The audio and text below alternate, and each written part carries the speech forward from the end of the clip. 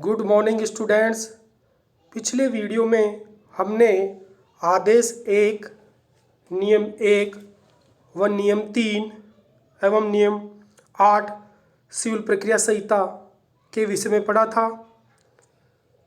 आदेश 1 नियम 1 के अंतर्गत वादियों के संयोजन के बारे में तथा आदेश 1 के नियम 3 के अंतर्गत प्रतिवादियों के संयोजन के बारे में तथा आदेश 1 तथा नियम 8 के अंतर्गत प्रतिनिधित्ववाद रिप्रेजेंटेटिव सूट किसे कहते हैं के संबंध में पढ़ा था। आज हम आदेश 1 के नियम 9, नियम 10 तथा नियम 13 के विषय में पढ़ेंगे। आदेश 1 नियम 9। तो आदेश 1 तथा नियम 9 सिविल प्रक्रिया संहिता में पक्षकारों के कुसंयोजन और असंयोजन, मिसजॉइंडर और नॉन जॉइंडर ऑफ पार्टीज के संबंध में प्रावधान किया गया है। तो पक्षकारों का कुसंयोजन और असंयोजन यदि किसी वाद में कर दिया जाता है तो इसका वाद पत्र में क्या प्रभाव पड़ेगा, तो इस संबंध में प्रावधान आदेश 1 के नियम 9 के अंतर्गत किया गया है। कुसंयोजन की स्थिति वहाँ होती है जहाँ दो या दो से अधिक पक्षकारों को या तो वादी की हैसियत से या प्रतिवादी की हैसियत से संयोजन के नियमों के विपरीत। तो कुसंयोजन की स्थिति वहाँ पैदा होती है जहाँ पर एक या एक से अधिक व्यक्तियों को या तो वादी के रूप में या प्रतिवादी की हैसियत से संयोजित नियमों के विपरीत जो नियम आदेश 1 के नियम 1 और आदेश 1 के नियम 3 में वादियों और प्रतिवादियों के लिए क्रमशः दिए गए हैं, और उन नियमों के विपरीत अगर किसी व्यक्ति को वाद का पक्षकार बना दिया जाता है तो उसे ही पक्षकारों का कुसंयोजन कहा जाता है। तो वादियों का कुसंयोजन वहाँ होता है जहाँ दो या दो से अधिक व्यक्तियों का संयोजित आदेश 1 के नियम 1 के प्रावधानों के विपरीत किया जाता है। तो वादियों का कुसंयोजन वहाँ होता है जहाँ पर आदेश 1 नियम 1 में उल्लेखित प्रावधानों के विपरीत किसी व्यक्ति को वादी के रूप में पक्षकार बनाया जाता है। और इसी प्रकार प्रतिवादियों का कुसंयोजन वहाँ होता है जहाँ दो या दो से अधिक व्यक्तियों को आदेश 1 नियम 3 के प्रावधानों के विपरीत संयोजित किया जाता है।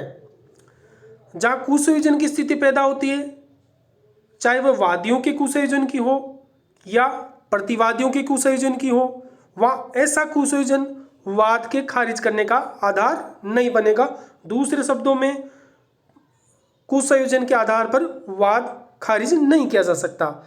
यदि किसी वाद में वादी या प्रतिवादी को जो आदेश 1 नियम 1 तथा आदेश 1 नियम 3 के विपरीत वादी एवं प्रतिवादियों को अगर संयोजित किया जाता है, जिसे हम कुसंयोजन कहते हैं, अतः कुसंयोजन के आधार पर किसी वाद पत्र को खारिज नहीं किया जा सकता। असंयोजन की स्थिति वहाँ पैदा होती है जहाँ किसी व्यक्ति को जो आवश्यक पक्षकार या उपयुक्त पक्षकार है, नेसेसरी पार्टी और प्रॉपर पार्टी। तो असंयोजन की स्थिति वहाँ पैदा होती है जहाँ किसी व्यक्ति को जो आवश्यक पक्षकार है या उपयुक्त पक्षकार है, वाद का पक्षकार नहीं बनाया जाता है। और पक्षकारों का असंयोजन भी वाद का खारिज करने का आधार नहीं बनेगा। तो पक्षकारों के असंयोजन के आधार पर भी वाद को खारिज करने का आधार नहीं बनेगा, क्योंकि आदेश 1 के नियम 9 के अनुसार कोई भी वाद पक्षकारों के कुसंयोजन या असंयोजन के कारण विफल नहीं होगा। तो कोई भी वाद पक्षकारों के कुसंयोजन या असंयोजन के कारण विफल नहीं होगा, परंतु यह नियम आवश्यक पक्षकारों के असंयोजन पर लागू नहीं होता है। यह नियम आवश्यक पक्षकारों के असंयोजन पर लागू नहीं होता है। अतः यदि आवश्यक पक्षकारों का संयोजन नहीं किया जाता है तो किसी वाद को खारिज किया जा सकता है। यदि किसी वाद में आवश्यक पक्षकारों का असंयोजन कर दिया जाता है, यदि आवश्यक पक्षकारों का संयोजन नहीं किया जाता है तो वाद को खारिज किया जा सकता है। अतः असंयोजन के आधार पर वाद तब भी खारिज किया जाएगा जब किसी आवश्यक पक्षकार को वाद में संयोजित नहीं किया गया हो। आवश्यक पक्षकार से तात्पर्य ऐसे पक्षकार से है जिसका वाद के पक्षकार के रूप में रहना नितांत आवश्यक है। तो आवश्यक पक्षकार से तात्पर्य ऐसे पक्षकार से है जिसका वाद के पक्षकार के रूप में रहना नितांत आवश्यक है, या जिसका वाद में पक्षकार बनाया जाना परम आवश्यक है। या आवश्यक पक्षकार से तात्पर्य ऐसे पक्षकार से जिसकी अनुपस्थिति में न्यायालय कोई प्रभावी डिक्री पारित नहीं कर सकता है।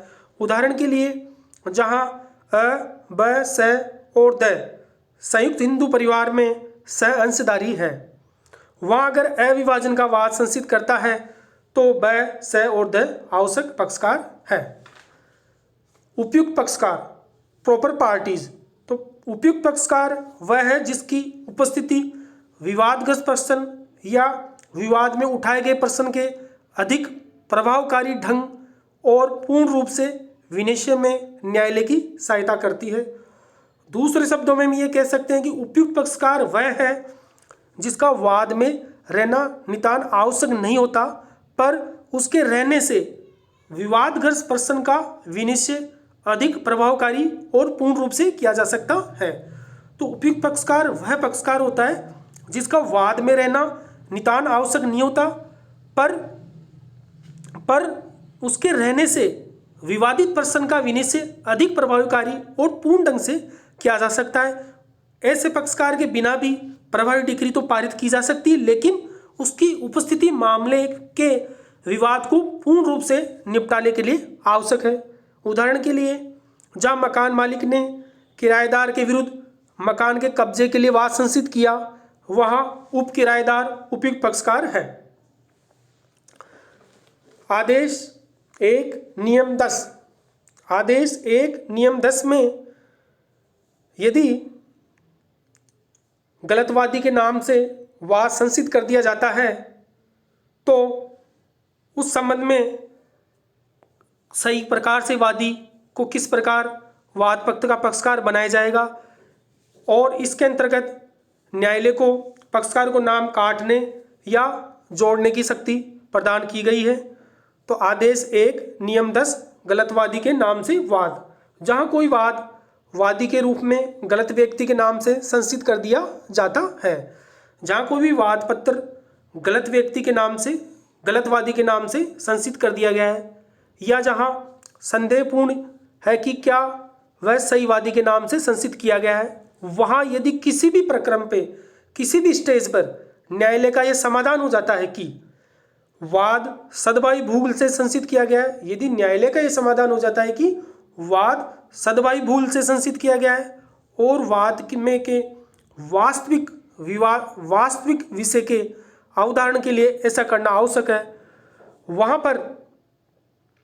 पर वाद के किसी भी प्रक्रम में किसी अन्य व्यक्ति को वादी के रूप में प्रस्तावित किए जाने या जोड़ने का आदेश न्यायालय दे सकता है।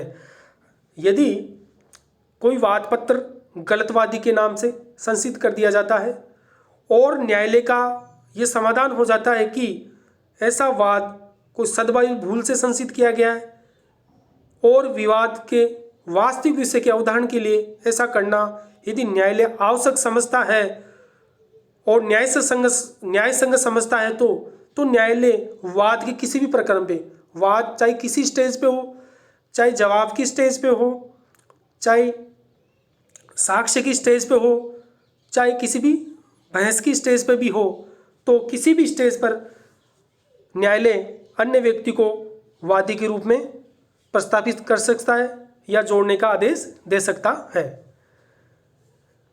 आदेश 1 नियम 10 के उपनियम 2 के अंतर्गत न्यायालय कार्रवाई के किसी भी प्रक्रम में या तो दोनों पक्षकारों में से किसी के आवेदन पर या उसके बिना और ऐसे निबंधनों पर जो न्यायालय को न्याय संगत प्रतीत होता हो, यह आदेश दे सकता है कि वादी के रूप में या प्रतिवादी के रूप में अनुचित तौर पर संयोजित किसी भी पक्षकार का नाम काट दिया जाए। किसी व्यक्ति के नाम जिसे वादी या प्रतिवादी के रूप में ऐसे संयोजित किया जाना था या न्यायालय के सामने जिसकी उपस्थिति वाद में अंतर्वलित सभी प्रश्नों का प्रभावी तौर पर और पूरी तरह न्याय निर्णय और निपटारा करने के लिए न्यायालय को समर्थ बनाने की दृष्टि से आवश्यक को जोड़ सकता है। तो आदेश 1 नियम 10 के उपनियम 2 के अंतर्गत न्यायालय को किसी भी वादी या प्रतिवादी के नाम को काटने या जोड़ने की शक्ति प्रदान की गई है। आदेश 1 नियम 13 असंयोजन या कुसंयोजन के बारे में आक्षेप। तो आदेश 1 नियम 9 के अंतर्गत हमने पक्षकारों के कुसंयोजन तथा असंयोजन के विषय में पढ़ा था। कुसंयोजन और असंयोजन के विरुद्ध आक्षेप ऑब्जेक्शन कब न्यायालय के समक्ष उठाया जाएगा, इस संबंध में प्रावधान आदेश 1 के नियम 13 में किए गए हैं। तो आदेश 1 नियम 13 के अनुसार पक्षकारों के असंयोजन और कुसंयोजन के आधार पर सभी आक्षेप यथासंभव शीघ्रतम अवसर पर किए जाएंगे।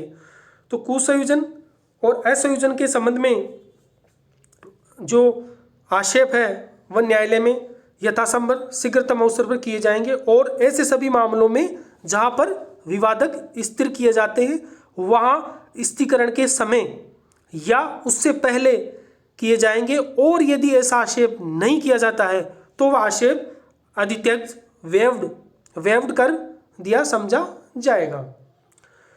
तो कुसंयोजन और असंयोजन के संबंध में जो आक्षेप है पक्षकार के कुसंयोजन तथा असंयोजन के संबंध में वह यथाशीघ्र शीघ्रतम अवसर पर किए जाएंगे और ऐसे मामलों में जहां पर विवादकों को विवादक स्थापित किए जाते हैं, विवादक बनाए जाते हैं, वहां पर विवादकों के बनाते समय या उससे पहले यह आक्षेप उठाने जाने चाहिए और यदि उक्त स्टेज पर अगर कोई आक्षेप नहीं उठाया जाता है तो आक्षेप अधित्यक्ष वेव्ड कर दिया समझा जाता है।